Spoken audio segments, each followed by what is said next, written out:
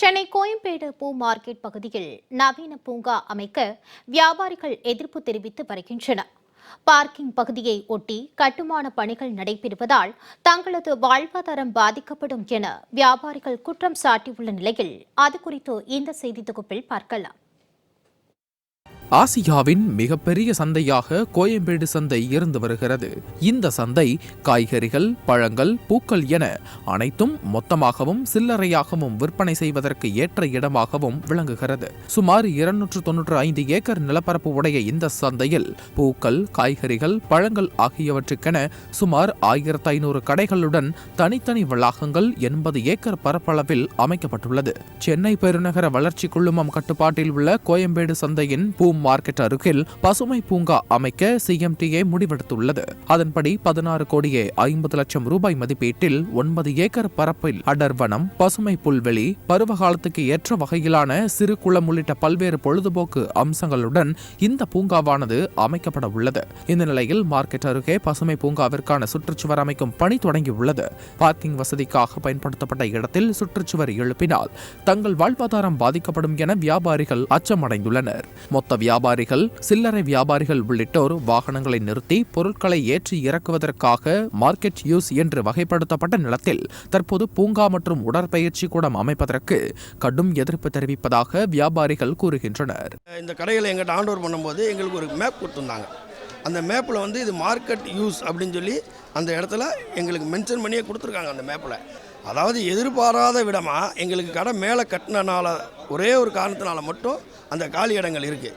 இப்போ பழ மார்க்கெட்டில் கட்டின மாதிரியோ, காய்கறி மார்க்கெட்டில் கட்டின மாதிரியோ இந்த பூ மார்க்கெட்டில் கடைகள் கீழே கட்டியிருந்தாங்கன்னா இப்போ அந்த காலி இடம்ன்றது இருந்திருக்கவே முற்றுதலுமாக இருந்திருக்காது. ஒரு மூர்த்த நாள் வந்துச்சுன்னா ஜனங்கள் வருது. பண்டிகை காலம்னு பார்த்தீங்கன்னா ஒரு 10-20 பண்டிகை இருக்குது. இந்த நாட்கள்லாம் அதிகப்படியான வாகனங்கள் இங்கே வருது. அப்போ அந்த வாகனத்தெல்லாம் எங்கே கொண்டு போய் நிறுத்துவாங்க? இந்த இடம் பார்க்கிங், இந்த இடம் பூங்கா. இந்த பி லைனில் பின்னாடி உங்களுக்கு ட்ரக் பார்க்கு ஒரு 10 அடி வழி ஒதுக்கி கொடுக்குறோம். இப்போ சி லைன் பின்னாடி இருக்க இடத்த கவர்மெண்ட் பார்க்கிங் போடுறோம் அப்படின்னு எந்த விதமான ஒரு வாக்குறுதியும் தரமாட்டாங்க. சமீபத்தில் பூங்கா அமைப்பதற்கு கட்டுமான பணியாளர்கள் மூலம் கம்பிகளை நட்டு அளவீடு செய்யும் பணி நடைபெற்றது. குறிப்பாக பூ மார்க்கெட் வளாகத்தின் பி வரிசையில் உள்ள 129 கடை வியாபாரிகளுக்கும், சி வரிசையில் உள்ள 128 கடை வியாபாரிகளுக்கும் அவர்களுடைய கடைகளுக்கு செல்ல அளவீடு செய்த வழியே பிரதான வழியாகும். மேலும் அளவீடு செய்த இடமானது விவசாயிகள், பொதுமக்கள், சிறு வியாபாரிகள் வந்து செல்லவும், வாகனங்களை நிறுத்தி பொருட்களை ஏற்றி இறக்கவும் பயன்பாட்டில் இருந்து வருகிறது.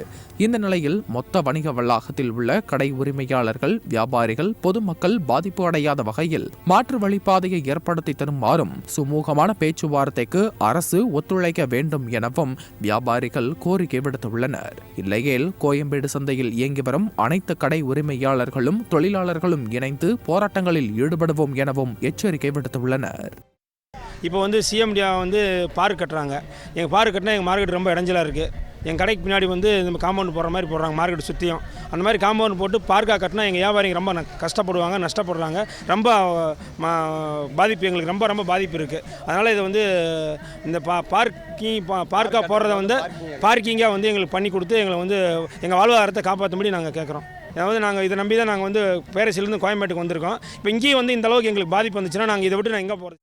கடந்த 27 வருடங்களாக அனைவரும் பயன்படுத்தி வந்த மார்க்கெட் யூஸ் என்று வகைப்படுத்தப்பட்ட நிலத்தில் தற்போது பூங்கா மற்றும் உடற்பயிற்சி கூடம் அமைப்பதற்கு கடுமையான எதிர்ப்பை தெரிவிப்பதாக வியாபாரிகள் கூறும் நிலையில் அவர்களின் கோரிக்கைக்கு அரசு செவிசாய்த்து உரிய நடவடிக்கை எடுக்க வேண்டும் என்பதே அனைவரின் எதிர்பார்ப்பாக உள்ளது.